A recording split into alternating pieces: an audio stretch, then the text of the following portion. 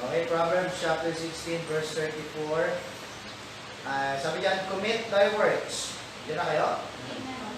3 and 4. Chapter 16, verse 3 and 4. Commit thy works unto the Lord, and thy thoughts shall be what? Established.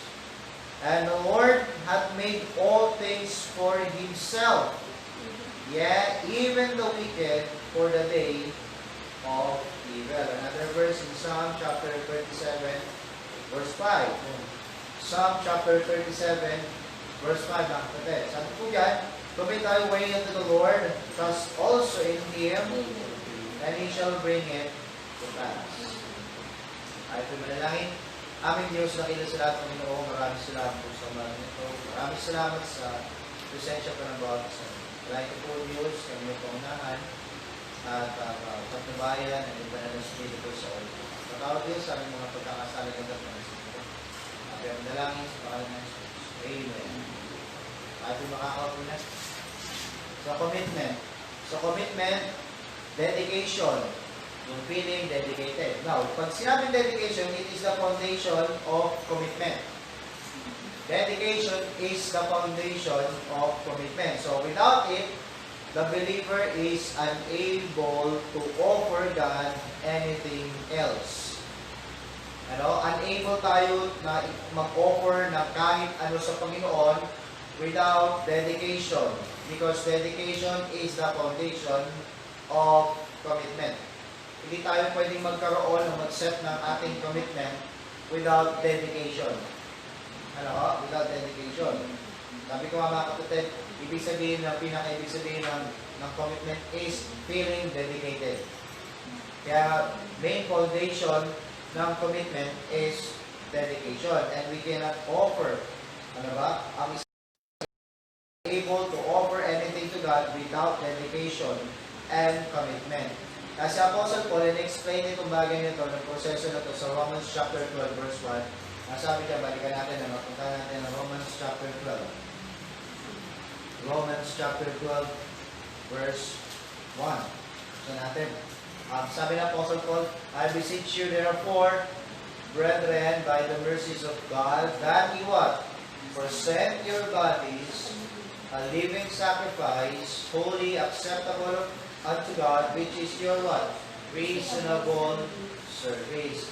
So presenting is committing our God, dedicating ourselves to God, dedicating ourselves.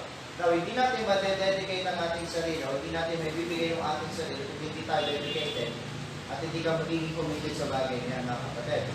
Kaya sinasabi ni Apostle Paul, in-explain niya mga kapatid, at in-emphasis niya pa in verse 2, sabi niya, and be not what? Conformed to this world, but be what? Transformed by the renewing of your mind.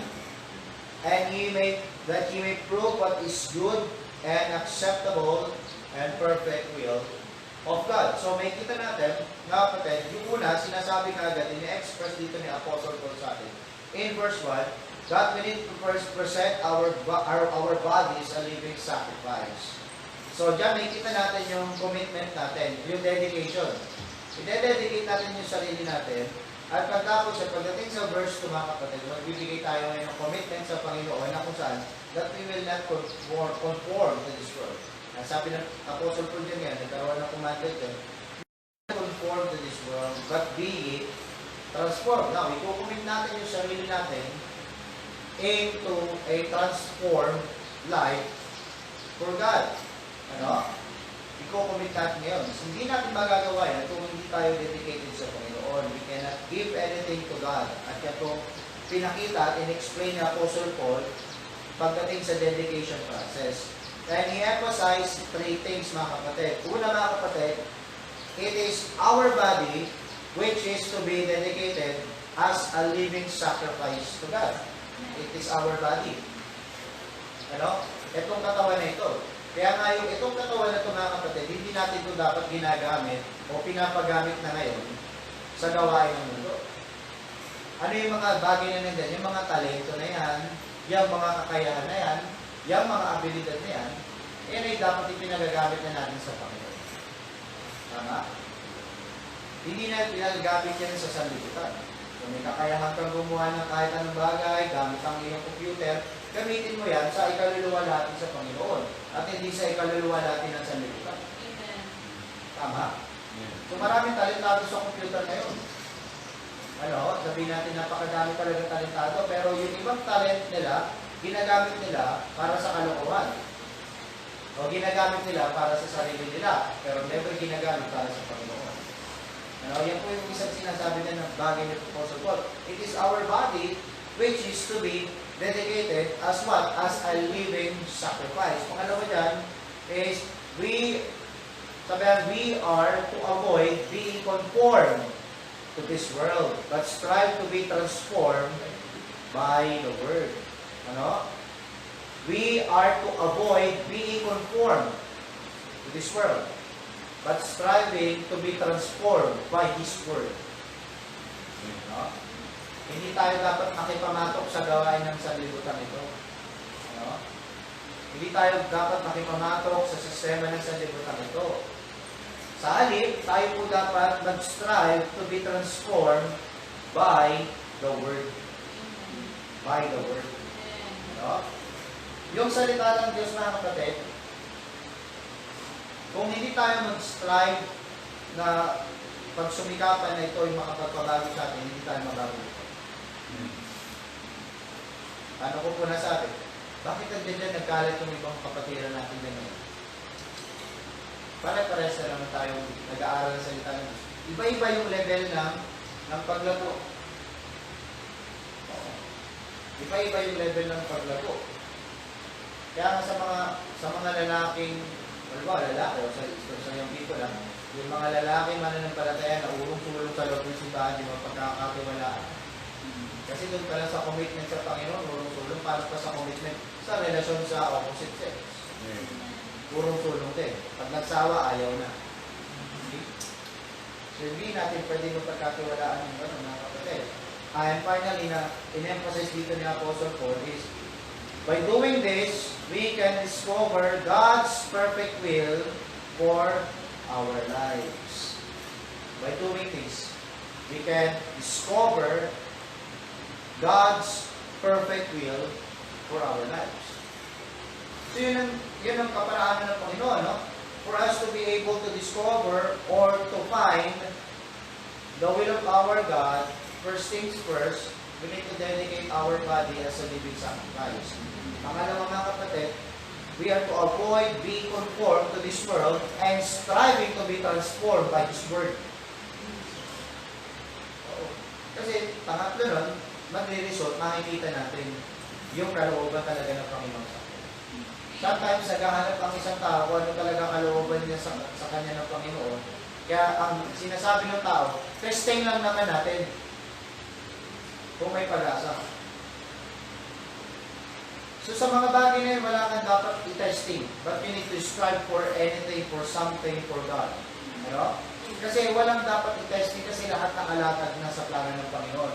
So, what we need to do, mga kapatid, is we need to strive. We need to strive, sabi ka mga kapatid, to be transformed by the Word. Hindi natin makita yung, sometimes hindi natin makita yung perfect will of our God kasi hindi pa tayo transformed by His Word. At may mga pagkakataon pa rin sa buhay natin na ang umiiral pa rin sa atin pagdating sa decision making ay yung worldly thinking at hindi yung spiritual thinking natin. So, ang nangyayari, ang pinupulfill natin is yung ating flesh and our spiritual being. Ano ba? Kaya yan po yung sinasabi din, we need to be committed for a lifetime. Hanggang kailan? For a lifetime. Hanggat nabubuhay tayo, we need to be committed. We need to feel dedicated. We need to wholeheartedly dedicated to our God. For a lifetime. Walang puwang dito, mga kapatid, yung panlalamig natin sa Panginoon. Kung nalalamig tayo, alam natin nalalamig tayo, magpagpainit tayo uli sa Panginoon. Sa katawan nga natin, pag giniginaw tayo, ang ginagawa natin, naghahanap tayo ng pampainit. Minsan, umiinom tayo ng kung hindi kape, o mainit na inumin. Iniinom tayo. O kung minsan naman kung tayo ay natutulog, kapag tayo giniginaw sa oras ng ating pagtulog, pero I think hindi ngayon, mainit talaga ngayon, pero pagka giniginaw ka sa iyong pagtulog, magkukumot ka, maghahanap ka ng isang bagay o gagawa ka ng isang bagay para yung init ng katawan mo manumbalik. Tama? Bakit yun nagagawa? Nagagawa yun kasi buhay tayo. Alam natin yung pakiramdam natin, hindi tayo komportable masyado kapag sobra tayong biniginaw, kapag sobra tayong nilalamig. So bilang isang buhay na tao, gumagawa tayo ng kaparaan para mabalansin natin ulit init ng katawan. Kasi nga buhay tayo. The same sa buhay natin spiritual, alam natin na kakaramdam tayo ng panlalamig, dapat magpainit tayo. Amen. Tama? Kasi buhay tayo. Nalalaman natin ngayon, kung tayo po'y nalalayo sa Panginoon, pag nalalaman natin na lumalayo sa Panginoon, gagawa tayo ng kaparaan para lumapit ulit tayo sa Panginoon. Kasi bakit? Buhay tayo. Hindi kagaya ng nagkaroon ngayong tao na walang pananampalataya at relasyon sa Panginoon ngayon, hindi nila alam na kakulangan at kailangan nila sa Panginoon, hindi nila nakikita. Kaya ang ginagawa nila, nagpapakulis sila sa ginagawa nila. Kasi bakit? Kasi patay sila spiritual. Yes. Patay sila spiritual. Kaya ano yung gagawin ngayon ng isang pananampalatayang buhay spiritual kung nakikita niyang nanglalamig siya sa Panginoon, hindi dapat bumalik siya. Kasi nga buhay. Walang inibayan sa katawan natin. No? Pag nilalamig ka, gagawa ka ng paraan para magiging ka. Ano, yung iba nga sa atin dito, pag giniginaw sa pagtulog, nagme-medyas. Nagme-medyas, susuot ng jogging pants, may jacket na, naka-comforter pa. Sobrang lamig nun, di ba? Pero gawin mo ngayon yun, ewan ko lang. Hindi ka ma-extra. Yun yung punto ko kapatid, ano? Yung commitment natin sa Panginoon, it is for a lifetime. Ano? Hindi ko naman sinasabi mga kapatid na hindi darating sa buhay natin na minsan makakaramdam tayo ng panlalamig. Makakaranas yun, pero yun ay namamatyagan. Namamatyagan yun. Nakikita yun. Ano? Kaya mga kapatid, minsan, ito yung salitang commitment ay isang salita na napakaraming tao gustong alisin sa kanilang mga bokabularyo. Commitment. Commitment. Ano? Now, most people would like to remove it from their lifestyle. So God's Word teaches that we should be committed in everything we do. Kaya sinasabi mga kapatid ng ating verse 1, commit thy works unto the Lord, and thy thoughts shall be what? Established. So, ikinumit natin yung ating gawain sa Panginoon, yung ating ginagawa sa Panginoon, ikinumit natin sa Panginoon, ang sabi nito ng Proverbs, mga kapatid, thy thoughts shall be what? Established. Established. So, ang taong meron pong commitment sa Panginoon, ang taong ikinukomit ang lahat ng kanyang ginagawa sa Panginoon, yung kaisipan niya established. Yung kaisipan niya stable. And the Lord that made all things for Himself, yet even the wicked for the day of truth. Kaya mga kapatid, nakikita natin. Sabi ni James, a double-minded man is what? Unstable. Unstable in all his ways. Hindi mapagkakatiwalaan ng double-minded. Mabago ba? Pulong-pulong, hindi, alam mo mga kapatid, hindi normal yung paulit-ulit na pag-backstop. Hindi normal. Oo. Hindi normal, pero hindi bago. Kasi may mga backslider kahit dito po sa Biblia. Pero yung pagtalikod lagi sa Panginoon, hindi normal.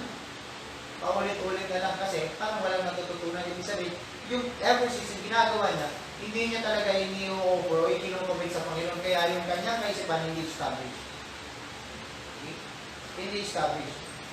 Na isang payo sa ating mga kapatid, ano man yung ginagawa natin mga kapatid ngayon, we need to commit it to our God. Para saan? And thy thought shall be established. Kahit ayaw na ng mundo na ito, ang maraming tao ang tinatanggal o hindi nagiging matapat pagdating sa kanilang commitment, nananatili ang salita ng Diyos, ang katuruan ng salita ng Diyos sa atin, na yung commitment natin sa Panginoon manatili.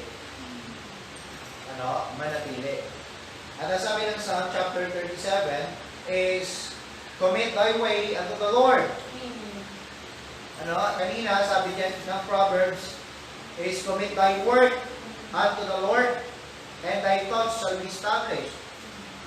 Commit thy thought, o commit thy works, and commit thy way unto the Lord. If we commit our way to our Lord, sabi yan, trust also in Him, and He shall bring it to pass. Ibigay natin, i-commit natin yung ating pamamaraan.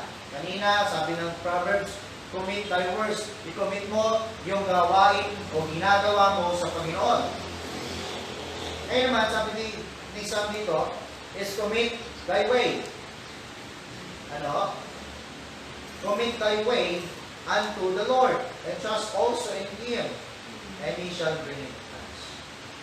So yan po yung patuloy na sinasabi ng salita ng Diyos pag pinag-usapan yung committed o commitment.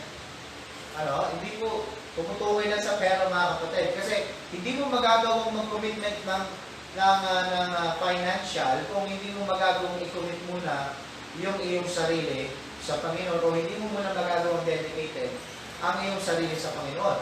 Magiging mahirap yun. Magiging mabigat para sa iyo. Makakapagbigay ka, pero wala doon sa tinatawag na cheerful giving or cheerful heart. So ngayon, ito po yung sinasabi sa atin ngayon ng Panginoon. Saan tayo dapat maging committed? Una, mga kapatid, sabi ng Panginoon sa atin, we need to be committed to God. Committed to God. Kamusta po yung commitment natin sa Panginoon? We need to be committed in everything we do. Una yan, syempre, we need to be committed to God. As a saved person, mga kapatid, bilang isang ligtas, we need to give ourselves to God by faith. So, yung tinatawag na commitment, mga kapatid, meron na tayong commitment sa Panginoon ngayon, sapagkat tayo ay ligtas na. Ito na rin yung tinatawag na new life. Behold, all things are what? Become new. So, wala po dito, mga kapatid, sa Biblia, yung sinabi na new, lagi binabalikan yung luma. O baka wala pa talaga naranasang bago. Kaya patuloy na bumabalik sa dati. Alam niyo kung sino po yung pinakamahirap siya sa buong mundo? Alam niyo kung sino yung pinakamahirap siya? O mahirap bahagian ng salita ng Diyos sa buong mundo? Yung inaakala niyang ligtas na siya. Ang hirap bahagian ng salita ng Diyos. Yung inaakala niyang nasa Panginoon na siya, pero yung inaakala niyang nasa Panginoon na siya, ay maling akala pala.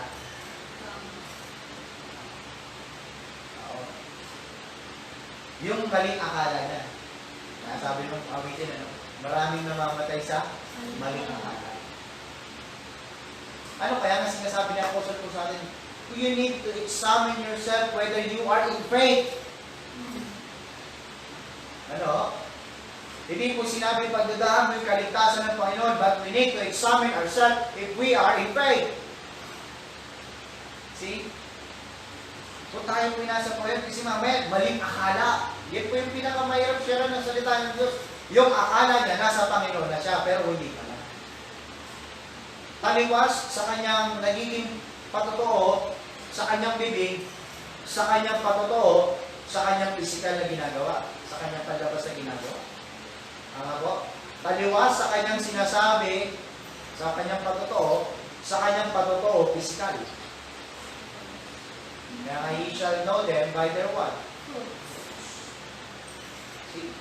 Kaya po yung isa sa pinaka-mahirap bahagian ng salita ng Diyos, yung inaakala niya, ligtas na siya. Yung inaakala niya, ligtas na siya. Tandaan niyo, salvation is giving yourself to God by faith. A commitment and new life.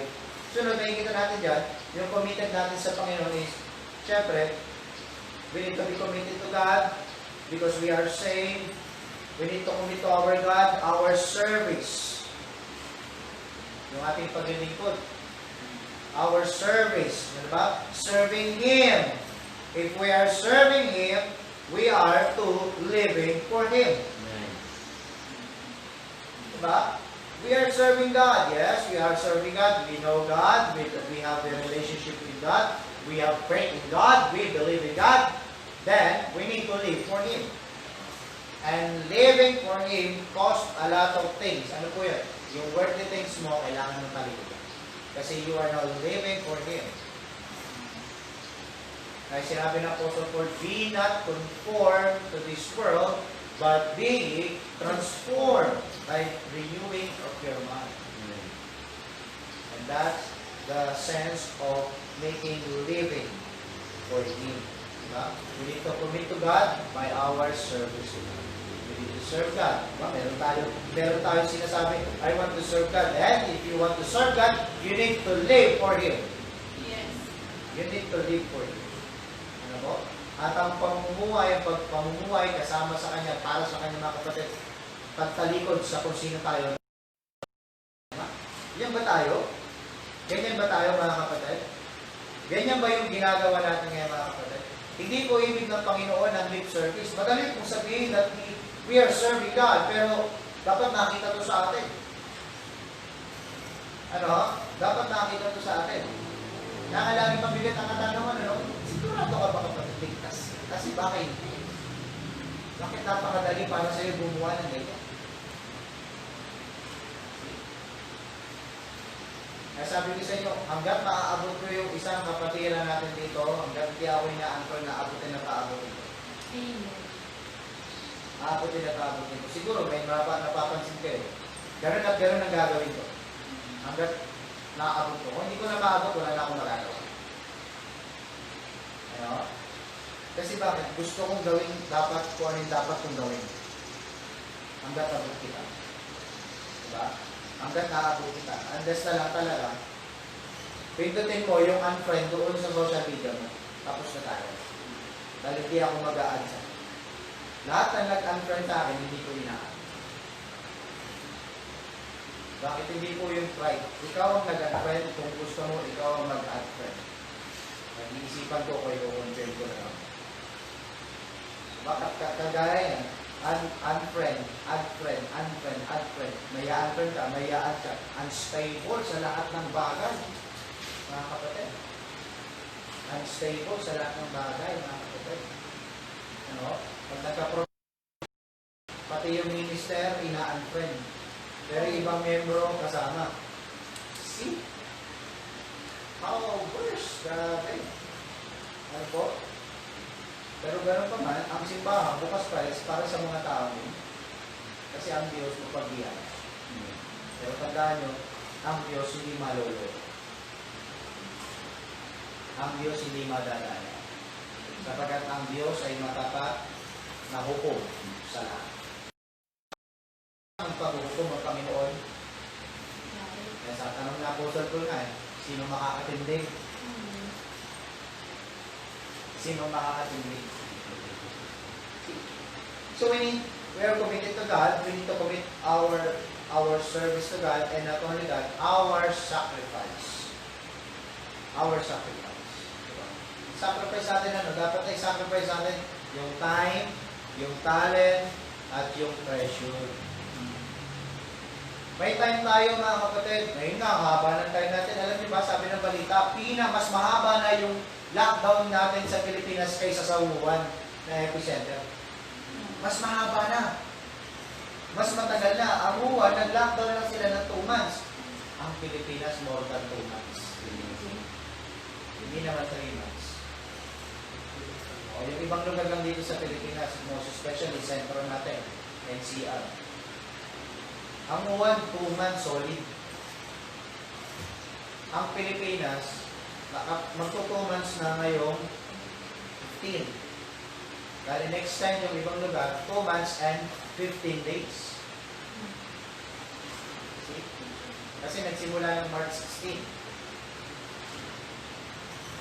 Mahaba na. Ang haba ng panahon, ang haba ng oras para sa Panginoon. Tama? So we need to sacrifice our time, our talent.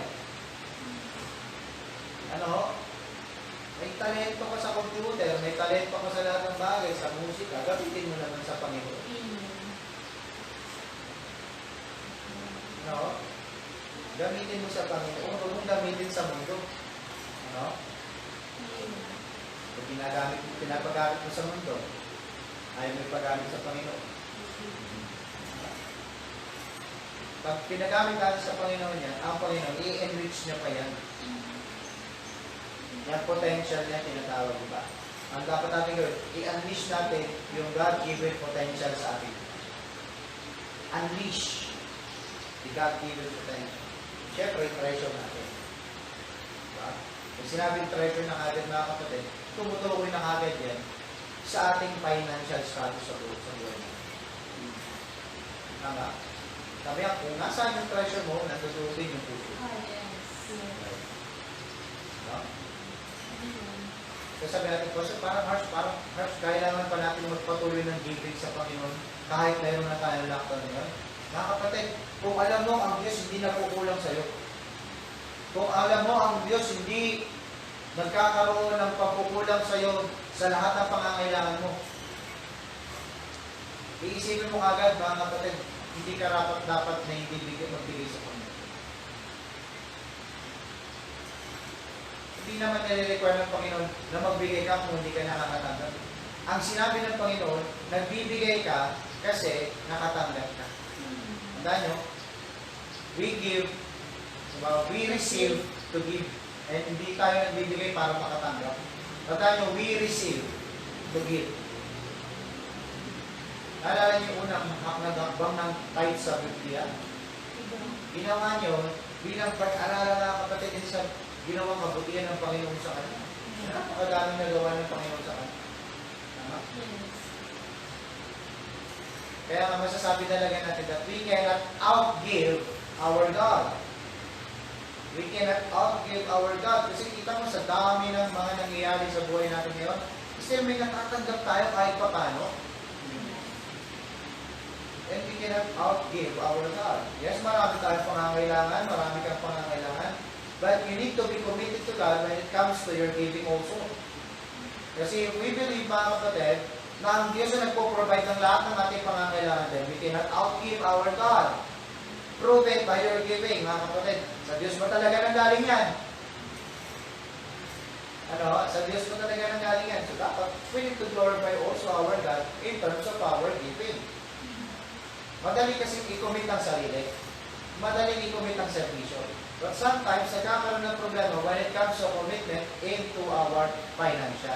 Kasi minsan, andyan dyan yung tinatawag na ego. Kaya mga kapatid, dinawin natin, balikan natin yung inaral natin, good stewardship. Lahat ng meron tayo dito, hindi sa atin. Kahit yung pera na hawak natin yun, it is not ours. It is came from God. Ano? Tayo lamang ay mga stewards. Tayo lang yung mga stewards. Kaya yung pagiging committed sa ating Panginoon, kasama yan. Kasama yan. Pero inulit ko po, hindi kita pipilitin. Hindi kita pipilitin. Pero dapat lang natin maintindihan kung bakit tayo nagbibigay ng ating tithe sa Panginoon sapagkat sa dami ng kabutihan ginawa sa atin ng Panginoon. Enable niya pa rin tayong makapagbigay sa Panginoon. Alam niyo, pagbibigay sa Panginoon, isang pribilegyo yun. Kasi ang yaman na ng Panginoon, tutusin, hindi niya kailangan niya mga ginagawa natin. But it is our privilege, diba? It is a God-given privilege for us na tayo mga niligtas lang sa biyaya ng Panginoon na nakapagbibigay pa rin at tinatanggap niya yung alay natin.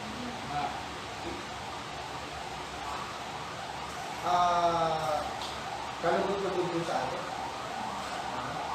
Isang hari, pinanggap yung iyong bigay. Ang bawal ito para yung mobile palengke po na kapatid. Lumat naman yung dito.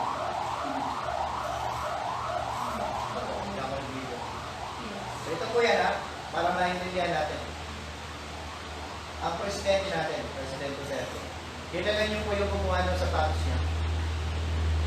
Yung Nagpagawa siya ng sapatos. So isang simpleng sapatero sa Marikina. Hindi siya malaking factory. Simpleng sapatero. Matanda ng sapatero. At hindi rin mayaman na sapatero. Mahirap lang sa sapatero. Pero skilled talaga siya na sapatero. Ginawa niya, siya mismo, gumawa siya ng sapatos para kay President. Ginawa niya ng espesyal na sapatos sa Presidente. At sabi niya, sana magkaroon siya ng pagkakataon, maiabot niya ito kay Presidente. Umabot yun, kumalat din sa social media. Ano mo, naalala niyo pa? Way back 2016 or 17 yun. 17. Umabot, nakarinig ng Presidente yun. Sabi niya, sige, gusto kong makita. Gusto kong makita. Pinapunta siya ngayon, nagkaroon siya ng pagkakataon, maiharap sa Presidente, maibigay kung alin gusto niya. Binigay niya yung sapatos. Imagine kapatid, ang Presidente natin, at kung tutusin, pagdating sa pangangailangang pisikal, nasa kanya na. Nasa kanya na lang. Pwede siyang bumili ng mga mamahaling sapatos. Dahil Presidente siya, pwede siyang magpa-customize kung gugustuhin niya sa mga kilalang manggagawa ng sapatos. Pero itong taong ito na simpleng tao lang, gumawa siya ng isang bagay, isang sapatos, para lang sa Presidente. Nung pinaunla ka ng Presidente, laking tuwa ng sapatero. Ang tanong, nagpabayad ba siya? Ang sabi niya lang, gusto niyang ibigay sa Presidente. Gusto kong ibigay. So nagpa-picture, unang picture ni President Duterte, yung suot-suot niyang brown shoes mo, video. Yung sa mga picture niya nakaganon siya. Sapatos na. Yun yung suot. Ngayon, anong naramdaman nung nagbigay? Naramdaman ba niya nalugi siya? Ang saya-saya na kasi Presidente ng Pilipinas, binigyan niya ng sapatos, sarili niyang gastos, sarili niyang talento, pero tinanggap ng leader, tinanggap ng Presidente, ang sarap sa pakiramdam. Kasi bakit? Masaya niyang ginawa. Kaya yung masayang pagbibigay, hindi matutumbasan ng halaga. Katapos natin, ang Panginoon, binigyan tayo ngayon ng pribileyo makapagbigay sa Kanya. Kaya masayang magbigay. Kasi nasa iyo na lahat, Panginoon, pero pasalamat kami kasi nabibigyan mo kami ng kakayahan, karapatan, makapagbigay tayo sa iyo. Makabahagi sa gawa. Ano nangyari doon sa sapatero? Hindi na natin pinagpal. Bakit? Dahil sumikat yung pangalan niya, nakilala siya. Ang dami na yung gusto magpa-customize yung sapatos siya. Ang dami. Ngayon, customize. So yun yung punto natin pagdating sa treasures natin. Binibigay natin ito sa Panginoon, hindi dahil sa mapipilitan tayo, binibigay natin sa Panginoon kasi enable tayo ng Panginoon makapagbigay. Tandaan nyo, hindi lahat enable ng Panginoon. Pero lahat, pag enable ka ng Panginoon, it is your privilege to be. It is our privilege to be. Tama po? Now, hindi ko po pwedeng itago yung ganong klaseng katuruan sa atin. Na okay lang kahit hindi tayo nagbibigay sa Panginoon. Mga kapatid, hindi po okay yun. Kasi ang Diyos hindi po humihintong pagpalaan tayo. Hindi po humihinto na tayo po ay pagbiyayaan. Tama? So yun po yung ina-express natin mga kapatid na papunit talaga tayo binibiyayaan ng ating Panginoon. Ano? Binibiyayaan tayo ng Panginoon. Ano? So hindi ko po ito pinipilit para sa atin. Ito pinipilit ko po ito kasi kasama po ito sa pagiging committed natin sa Panginoon. Minsan hindi pwede kasi maging part din lang yung committed natin ito, commitment natin sa Panginoon. Minsan, committed na tayo, lagi tayo nasa service, lagi tayong, meron tayong binibigay na kakayahan sa Panginoon. Pero pag-usapan pera, teka lang, pastor, itong usapan na yan, pera na yan eh. Pera na yan. Isipin mo na lang, ano? Pag naghulog ka ng isang amount doon sa inuhulugan mo. Like for example, kumuha ka ng hulugang cellphone. Ang daling maghulog, ano? Kasi gusto mo yung ginagawa. Kahit may cellphone ka na, kumuha ka pa ng bago kasi nga, kailangan, isa kailangan. Kasi nga, dahil kailangan mo talaga yung cellphone, ang daling maghulog. Tama? Dinalibawa ko lang po yung cellphone. Hindi ko po sinasabi bawal mo magkuha ng cellphone. Dinalibawa ko lang po yung pakiramdam na kapag naguhulog ka ng buwan ng cellphone. Tama? Pag kumakain tayo sa labas, ay hindi ka na makakain sa labas. Bibili ka na sa labas. Dadalhin mo pa rin sa bahay mo. Ang daling magbayad. Kaya kahit saan tayo pumunta mga kapatid, kapag sinabi, pagdating sa simbahan, pag usapang pera, iba na yan, pastor, hindi na dapat. Hindi, kahit saan ka pumunta, may pinag-uusapang pera. Lalo ngayon. Lalo ngayon.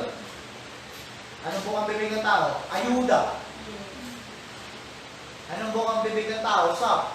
Anong bukang bibig ng tao? Dole. Anong bukang bibig ng tao? SSS. Pera. Pambili ng gamot, pambili ng ganito, pambili ng ganyan. Kaya kahit saan tayo pumunta, pinag-uusapan ng pera. Oo, yun nga lang yung iba, hindi tama yung pag-uusap nila sa pera.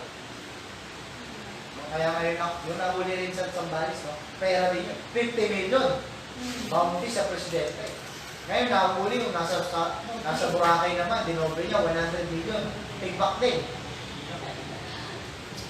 Huli rin. Sunod-sunod na yan. Yung po, no? Committed to God. Kailangan maintindihan din natin yung mga kapatid. Ano? Kasi, alam niyo yung sa Malakay na sinasabi, totoo rin po. I will not open the windows of blessing. Windows of heaven to pour you out. Yung attribute ng Panginoon doon mga kapatid, nandun. Na ano, yung attribute niya, na i-pour out niya yung blessing sa atin, nandun doon. Although hindi sa atin sinabi yung kautusan na dahil under ng dispensation ng yung mga kapatid. Na ang iba ang approach ng Panginoon. Pero yung pangako ng Panginoon that if I will not open the windows of heaven and pour you out blessings, pangako ng Panginoon. Tama po. Kaya maraming sa mananampalataya ngayon, pag pinag-usapan pa rin ang pera, hirap pa din sa pera. Tama? Kasi yung po totoo, nakakalimutan natin alalahanin, yung nagpo-provide ng pera para sa atin. May kalusugan tayo. Kasi ginagamit natin yung kalakasan natin sa Panginoon. Pero yung financial, minsan dami pa rin dikit. Kasi hindi ko inaalala yung nagpo-provide sa atin. Hindi natin inaalala yung nagpo-provide sa atin. So yun ba, we need to be committed to God. Pangalawa, we need to be committed to the church. We need to be committed to the church, or to our church, or to your church. Ating church. Now, Acts chapter 2.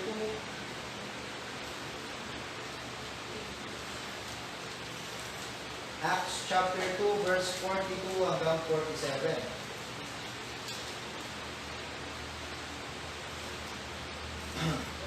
Sabi po niya mga kapatid, and they what? Continued steadfastly in the apostles' doctrine and fellowship and in breaking of bread and in prayers.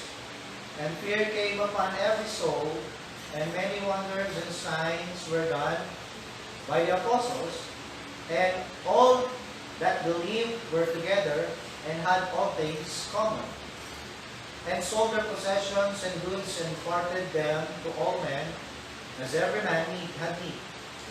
And they continuing daily with one accord in the temple, and breaking bread from house to house, did eat their meat with their gladness and singleness of heart, praising God and having favor with all the people. And the Lord added to the church daily such as should be saved. So, nakikita natin mga kapatid. And they continued steadfastly with one accord. Nagkakaisa sila. So, lahat po yun sila doon sa church, Jerusalem, they're committed to their church. They're committed to the church. Hindi lang sila naging committed, tingnan niyo po saan sila naging committed. Una, naging committed sila in their attendance. Attendance. So, ngayon mga kapatid, paano ito? Hindi kami nakakagaling ngayon. Diyan pala sa live stream kapatid, kung lagi ka nakatuon sa live stream natin, kasama yun sa attendance natin. You're committed to your church sa pamamagitan ng attendance mo sa live stream. See? Ilan po miyembro ng Christ Covenant? Ang dami natin. Pero ilan lang yung nanonood sa live stream? Oh yes, pasok kasi signal. Yes, naiintindihan natin yan. Okay yan. Talagang tanggap natin kasi hindi talaga pwede lumabas may sama ng signal. Pero yung may mga pagkakataon, mga kapatid, gamitin mo yung pagkakataon. Amen. Ano, gamitin natin yung pagkakataon natin. They are committed. Dito po sa Jerusalem, sa Acts, may kita natin their commitment to their attendance. Na ginagawa nilang available yung kanilang sarili, mga kapatid. Kaya nga pag pinag-usapan natin ng church calendar, mga kapatid, hindi pinag-uusapan ng church calendar lang o na pagkakasunduan ng isang simbahan ng church calendar para magkaroon lang ng date sa bawat taon, sa bawat buwan. Kundi na pagkakasunduan yan, ang ibig sabihin ng church calendar, na kapag yan ay napagkasunduan ng kongregasyon, ano man tumapat ng araw yan, dahil napagkasunduan yan, ano man ang dumaan dyan na araw para sa'yo, ibabakante mo na yan, kasi panahon para yan sa church. Oo. Diba? Ibig sabihin, yun na po yung business talk. Ano yung nauna? Yun muna. First come, first serve. Nauna to yun. Depende na lang doon sa value ng araw na yun. Yung value ng araw na yun. Yun na lang ang magkakatalo kung ano yung mas matimbang sa iyo. Paggawain ng Panginoon, mga kapatid, pinag-iisipan. Pero paggawain sa ibang bagay, hindi na pinag-iisipan. Tama? Ganun na, no? Titignan ko po, pastor. Pero pag-iayain mo, pagkakapirahan kayo na ba yan? Sige nga, maka-join nga. Ayaya ako dati ng pastor sa ganun. Napuyat ako. Isisigaw lang nila doon sa may St. Francis Square. Pera! Pera! Pera! Isisigaw ko lang ng pera. Oo. Sabi ko, ano po ito? Networking. Sabi ko po. Ang daming tao, kahit magpuyat sila, they're all committed sa attendance nila doon. Pero dito sa simbahan na kapatid. Diba? Kaya we need to commit, we need to be committed to our church. It is part of our commitment for a lifetime. Yung pagiging committed natin sa church. Tama po? Kaya sabi ko, pati mga young people na ba, kahit pagkaasawa kayo, commitment pa rin sa Panginoon. Kasi hindi naman mahirap eh. Bakit? Ako nga galing yung people eh. Nag-asawa, may anak na rin kayo, nagtatrabaho. Nandito pa rin naman ako. Hindi dahil sa pastor ako. Pero dahil ako'y miyembro ng simbahan.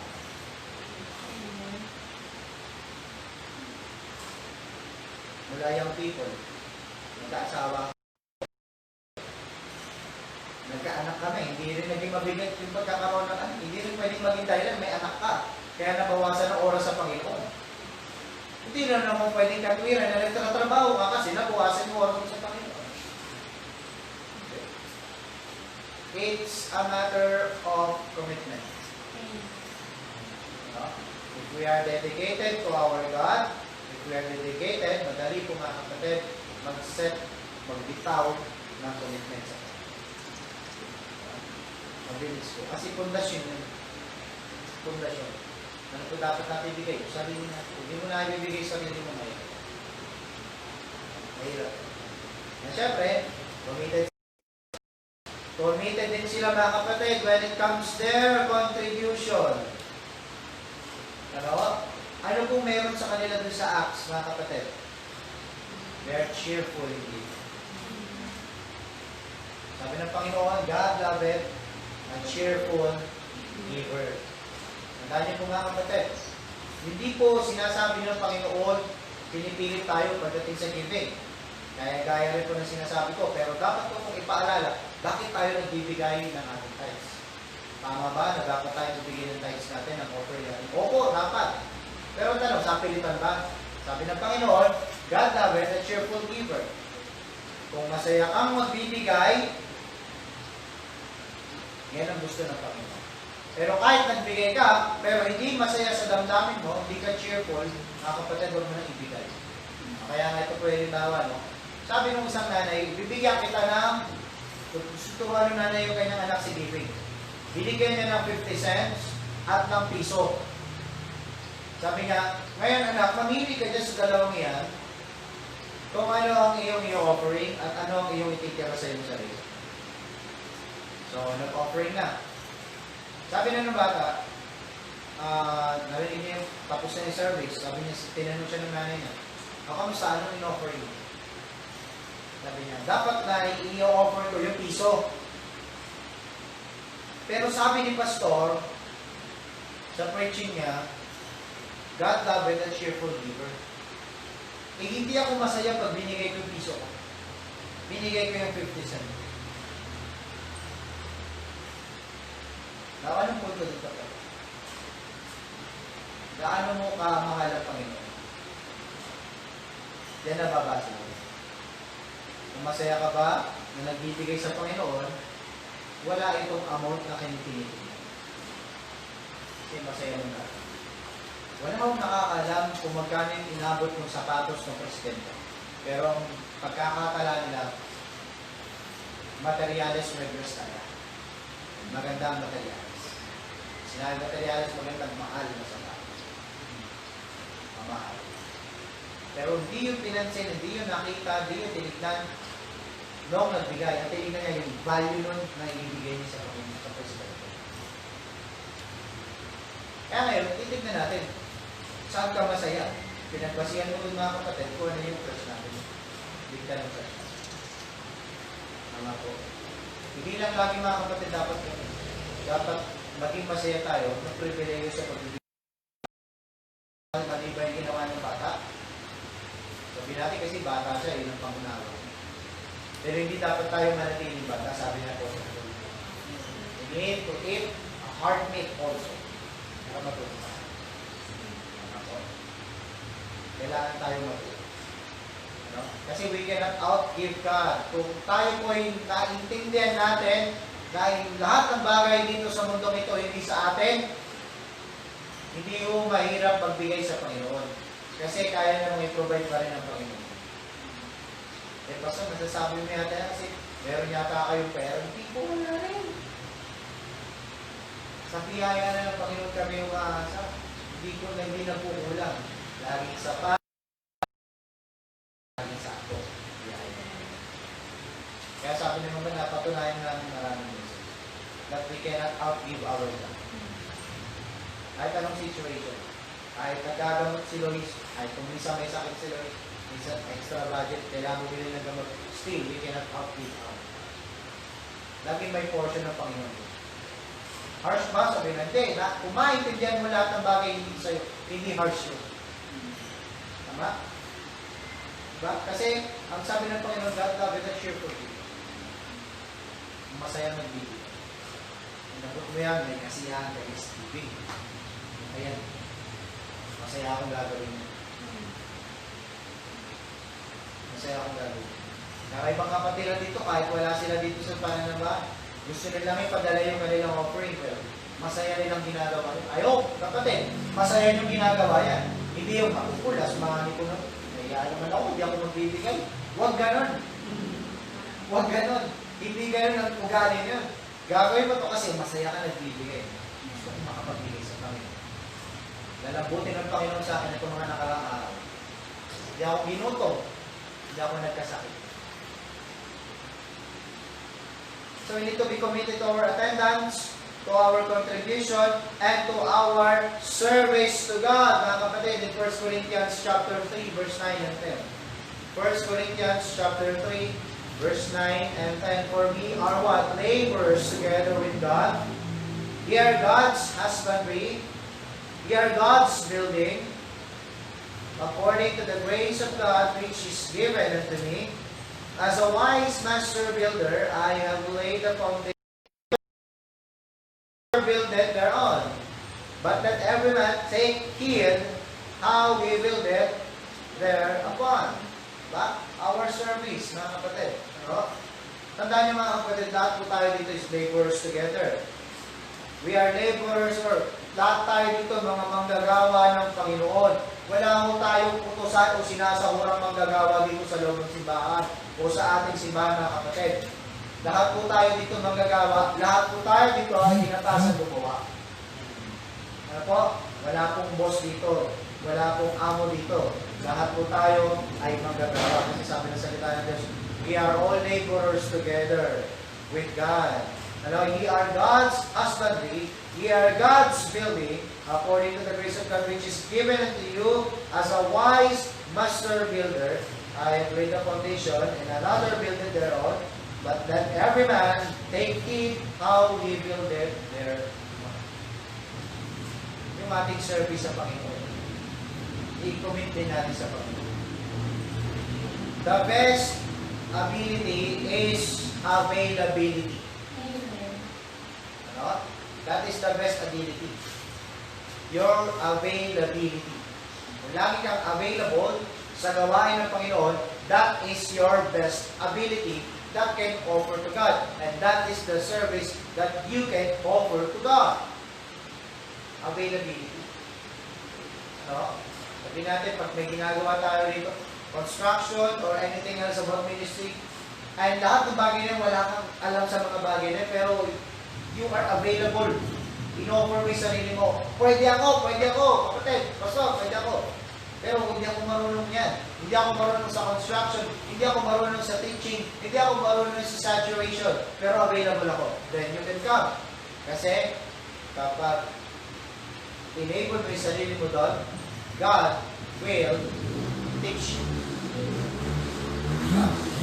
Pag enable natin yung sarili natin, o in-engage natin yung sarili natin dyan, dyan papasok yung learning. Tama po? Walang natututo mga kapatid kung hindi mo i-engage yung sarili mo sa isang bagay. Kung ang Biblia natin mga kapatid, lagi nakasarado na lang ganyan, hindi ka matututo yan. No, hindi ka matututo yan. Nasa paglilingkod natin mga kapatid, hindi po tumitingin ng Panginoon o tumatawag ng Panginoon ng evil. Ano? O ng mga qualified. But He qualifies the all. Kapag tinawag niya, siya ang magpa-qualify diyan. Kapag tinawag niya, siya ang maglalagay at magpo-provide para diyan. Ayun lahat mga kapatid, dito tinawag ng Panginoon. Kaya ang Diyos ay nagpo-qualify sa atin. Hindi tayo tinawag ng Panginoon dito because we are qualified. But because God qualified us and enabled us to do His ministry. Kaya nung enable na tayo ng Panginoon, binigyan tayo ng kakayahan, gamitin natin ngayon ito sa Panginoon. Maging available tayo. Ngayon, may tugtog kasi si Sister Jen. Pinakamagaling ng tugtog kasi walang mapa. Diba? Ano tawag din sa nagtutugtog ng walang mapa? Widow. Nalaga ka pa, widow ka. Widow master. Yan po yung pinakamagandang servisyo natin sa Panginoon. Yung availability. Kasi hindi mo hinanap ng Panginoon yung mga talented, yung mga marurunong, yung mga magagaling. Minsan yan ang hindi available. Ang ibig ng Panginoon ay yung availability natin sa Panginoon. Pagka-enable natin sarili natin na available tayo sa Panginoon, kahit wala tayong alam sa isang bagay na God will enable us to do it. Engage mo yung sarili mo kasi gusto mong matuto. Na kailangan, ano tayo teachable heart. May teachable heart tayo. No? Meron tayong puso pwedeng turuan. Hindi dahil sa Kristiyano ka na, hindi ka na pwedeng turuan. Hindi. Yan ang dapat na meron sa isang Kristiyano. May teachable. Kahit ako po yung pastor na, kailangan ko pa rin magpaturo ng magpaturo. Hindi minsan hindi ko alam. No? Kaya po, no? We need to be committed to our God. We need to be committed to our church. And lastly, mga kapatid, para po sa mga may asawa at mag-aasawa pa lang, we need to committed to your mate. Partner natin, maging committed tayo. No? Sa mga may asawa na nakikinig at mag-aasawa pa lang at wala pang asawa at balak pa lang at plano pa lang mag-asawa. You need to be committed to your mate. In marriage, mga kapatid, in Ephesians chapter 5, verse 25. Ephesians chapter 5, verse 25. Husbands, love your wives, even as Christ also loved the church and gave Himself for it. Ito nga yung sinasabi ko, kapatid, di ba? Kasi lalaki, hindi siya naghahanap ng pagmamahal kay babae kasi si lalaki dapat nagbibigay ng pagmamahal kay babae. Diba? Kaya husbands, love your wives, even as Christ also loved the church and gave Himself for it. Ginaral natin ito last Sunday. Sa marriage, mga kapatid, yung babae, helpmeet, katuwang. Ibinigay ng Panginoon yan para maging katuwang natin sa buhay at hindi para maging katulong. At hindi rin para maging boss o under tayo mga lalaki. Nandiyan yan sa tabi natin, kasama natin lumakad by our side, with our protection, at malapit sa ating puso. The husbands, love your wives, even as Christ also love the church. Gaano po kamahal ang Panginoon sa Christian Church? He gave Himself for it. He gave Himself for it. Siya ang nagtatag ng church na ito, binigay niya ang kanyang buhay dito, siya naglilinis nito, siya ang nagtuturo dito, siya ang nagpuprotekta dito, ganoon din po sa husband ang gawin niya sa kanyang bahay. Hindi mo biblical mga kapatid yung tinatawag na under Messiah. Yung babae ang nagdidesisyon kaysa sa lalaki. O mas nasusunod yung babae kaysa sa lalaki. Hindi yun. Hindi ho yun yung disenyo ng Panginoon. Kasi ang leader sa loob ng tahanan, sa disenyo ng Panginoon, wala kung iba kundi ang lalaki. Tatay. At si nanay, siya lamang ay magpapakita ng isang magandang halimbawa para sa kanilang mga anak na siya sumusunod sa kanya sa desisyon ng tatay. Para maging maganda yun. Hindi yung pag sinabi ng nanay, pag ayaw ko. Tatay mag-desisyon. Ay, anong desisyon natin? Kapag yung lalaki na nangunguna sa pagpapakita, basta paano yan pag mali yung desisyon mo na. Kaya nga pinag-uusapan. Pinag-uusapan, pinagkakasunduan, pero ang lalaki mag-aaral. Kaya sa loob ng simbahan, pag may asawa ka, pag may asawa ka, pag nagkaroon ng meeting dito ng mga buong komunikasyon, sino lalaki dapat nagsabi? Paano suggestion ng babae? Bulong mo kay Christel, dahil sabihin mo nga ganito. Ano yun mo? Ano po? Sabi ng Panginoon, do not usurp woman, do not usurp man's authority. Hindi, makakasunod tayo ng usurpation of authority. Kaya ang binigay ko ngayon ng kapatid sa loob ng simbahan na ang babae, hindi po tagapagturo sa kongregasyon. It is man's authority. It is man's duty to teach. So do not usurp man's authority. Hindi rin pa pwede. Utosan gano'n. Yeah. Pero ibig sabihin nga kapatid, hindi pwede utosan. May boss na. Man, sabi pa rin yan, regent. Regent. So we need to be committed to your mate. In marriage, love your wives even as Christ also loved the church and gave Himself for it. Hindi binibigyan ng kapintasan ni husband ng kanyang wife.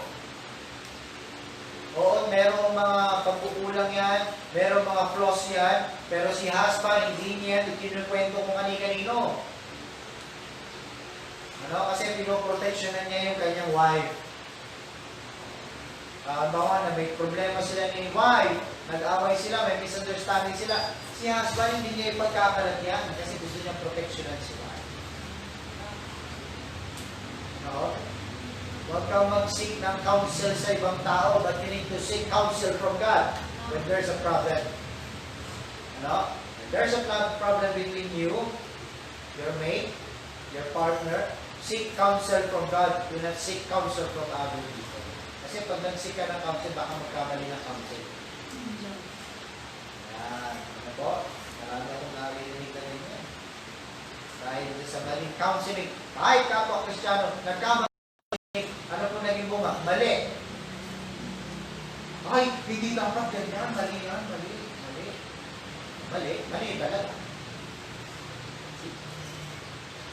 So, committed to your mate. In marriage, in partnership, and lifetime. See? Kabuuan po yan, ano? Partnership and love. So, yan po sinasabi ng Panginoon na tayo po dapat maging committed for a lifetime. We need to be committed to our God. We need to be committed to our church. And we need to be committed to our partners. Kasi kapag nagka-problema ang family, ano din po yan? Kapag ang family nagka-problema, nagkaka-problema din sa loob ng simbahan. Kasi, patalo-talo sila, family sila. Eh, nasa kaya po, no, ang commitment natin mga kapatid sa Panginoon hanggang kailan? For a lifetime. Amen. Panginoon. That's why tayo, binibigyan pa rin tayo ng privilege ng Panginoon to commit ourselves to God. Tayo, the basic commitment of being committed to God is dedication. Dedication. Hindi tayo, we cannot give anything from God without dedication. The foundation of commitment.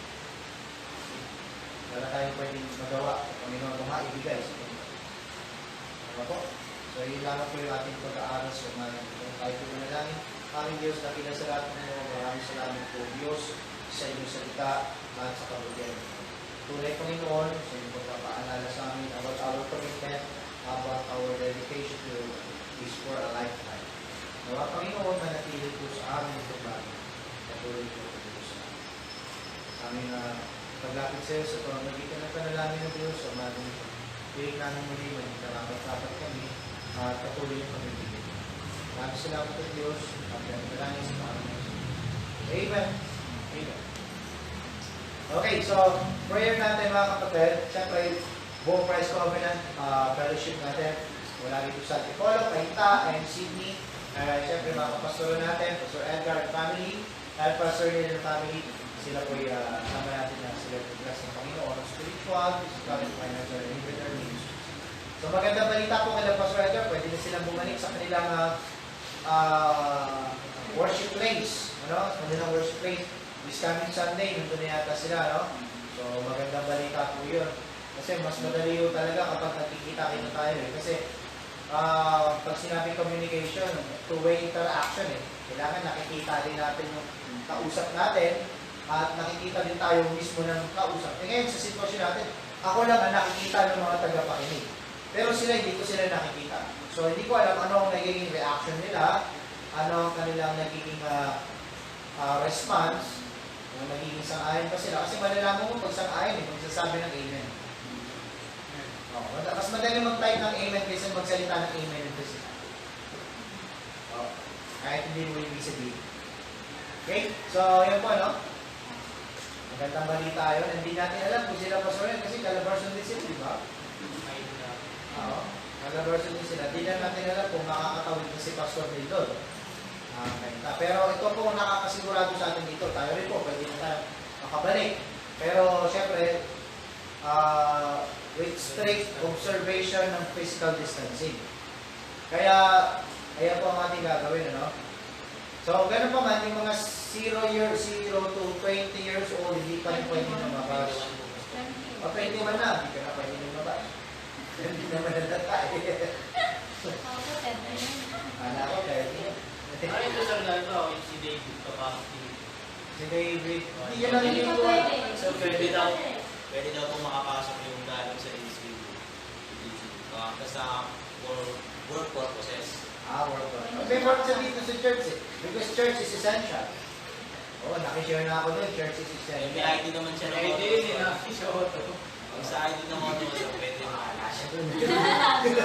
Bahala ka dyan, David. Okay, ganun lang yan. Ganito po, tapos pag-pray natin, mabalik natin sa ganun. Hindi man sa 100%, pero at least makapag-establish tayo para makapag-isip tayo ng ibang ways paano tayo makapag-minister tayo sa labas. I think ito pinakamaganda kasi pinaka-challenging sa atin. Dahil lalabas natin yung church. Lalabas natin yung church. Ano? Mas kailangan na natin talaga ng manpower. Lalabas natin yung church. Baka pwede turo tayo dun sa certain places na yun. Okay? So ngayon, dito sa ating mga kapatid, Kung ano po yung magiging ayos ng upuan dito sa mga makakadalo na po, manatili pong gano'n ang ayos ng upuan. Wala akong gagalawin. Wala akong gagalawin.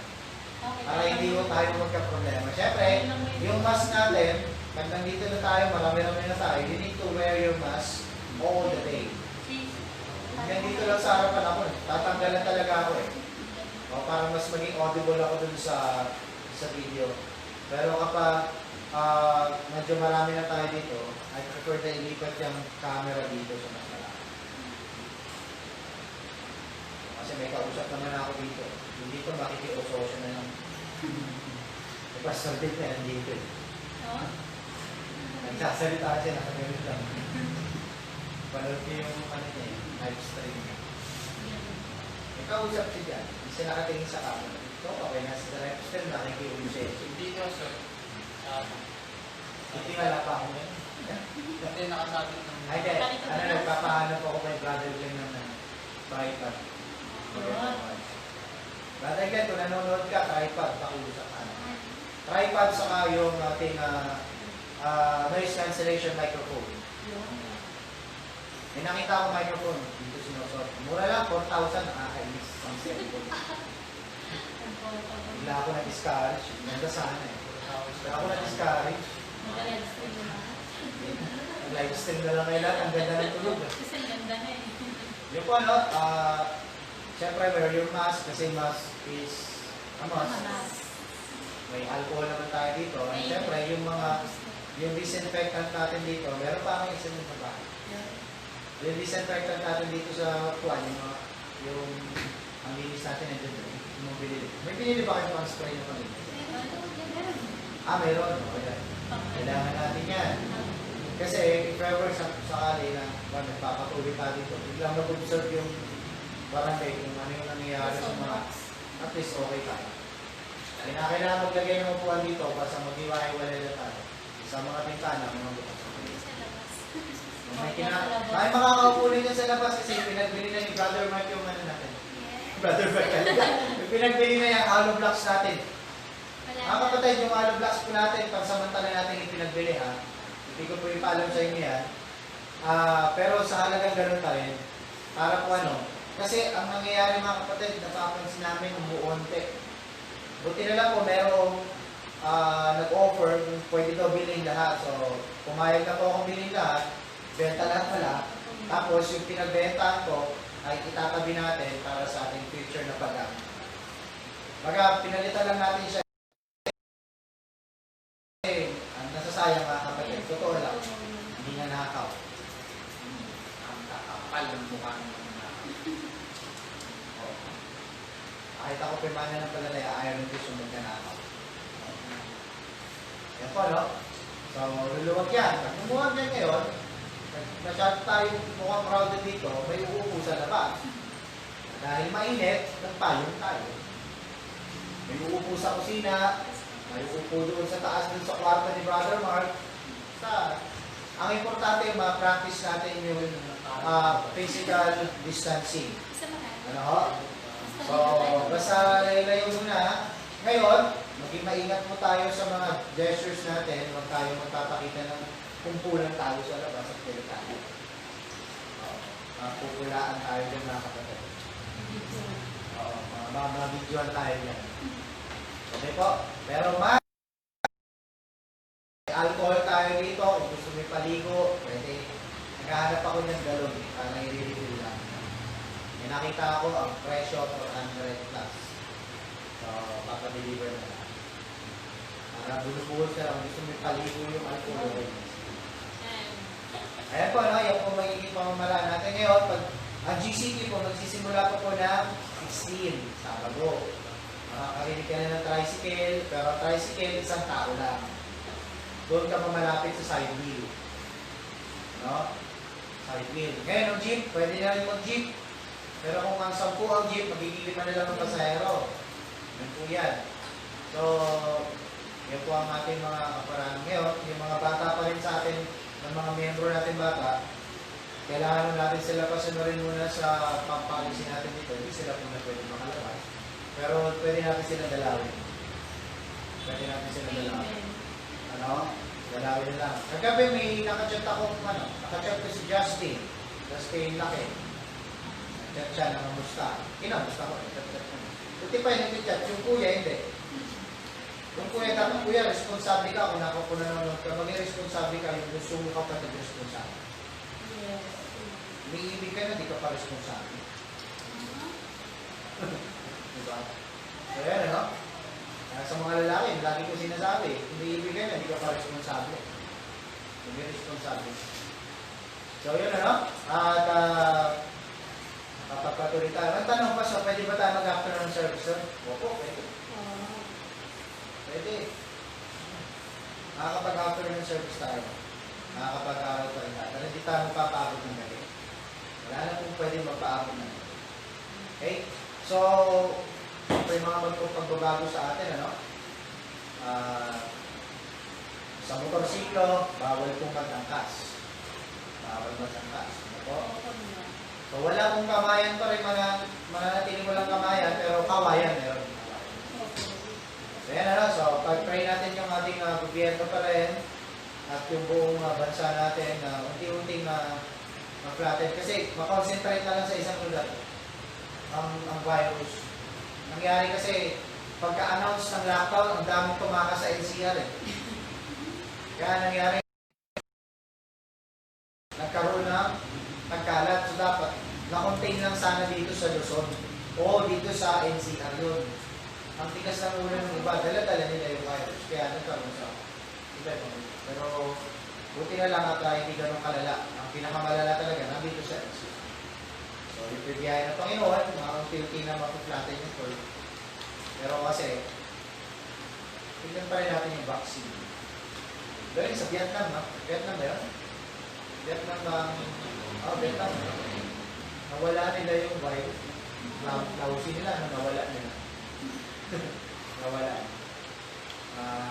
Na-defect nila talaga yun.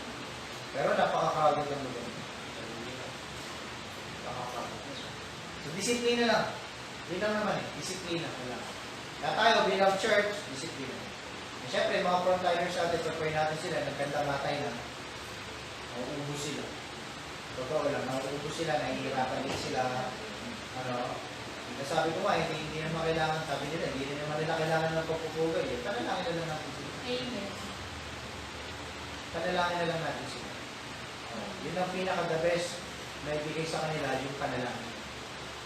Hindi natin mabigyan ng something, panalangin natin yun.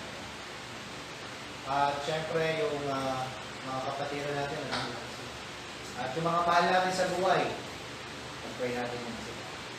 Okay po? So, yun lang, no? At saka yung service natin, yung Sabado at Linggo. Sabado at Linggo. Mas, I think, kung mas makakadalo na iba, mas marami na tayo dito. Mas marami na tayo. Kasi church is essential. Yung pinasa ko po, legit po yun. Maniwala po kayo. May sinare pa akong isa pang, ayaw ko, nabasa niyo yung sinare ko pa, na mga guidelines sa GCQ. O, basahin niyo po yun. Kasi yun po yung basihan talaga. Pagdating dito sa atin, pinutol. Pero hindi pwede putulin nyo kasi yun yung guidelines. Walang inanunsyo na bahala ang LGU. Yun ang guidelines niya sa government. Okay? So, yun po, ano? Ayaw po manalangin. Aming Diyos, nakita sa lahat, Panginoon, maraming salamat muli sa inyong pagbibiyan, sa inyong pagkakas. Patuloy na pagbibiyan mo sa amin. Maraming salamat sa Diyos sa inyong patuloy na kahabagay sa amin na ipinahihiral at patuloy namin na sa mga panalangin na patuloy niyo po natin tuloy sa amin. Maraming salamat, Panginoon, sapagkat ang parte ng kalaborasyon, Panginoon, kapitulat dito po sa amin sa Antipolo, sa Rizal, ay nakaranas na rin po ng pagluwag ng ECQ na nangangulugan, Panginoon, na nakukontrol konti-unti ang pagkalat ng virus. Maraming salamat, Panginoon, sa provision na ito na ganito sa amin.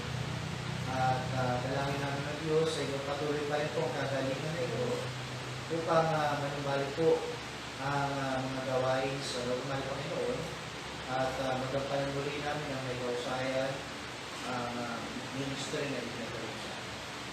Dalay ko rin, Panginoon, patuloy Christ Covenant Family, Christ Covenant Fellowship, Panginoon, patuloy mo po itong mga pangunahan at pagpalahin spiritual, physical, at natigit, Panginoon, mga nangyayari sa amin, Pastor Edgar, kanyang family and Pastor Neil, at ang kanyang family, Panginoon, patuloy mo silang pangunahan, pagpalahin at puro.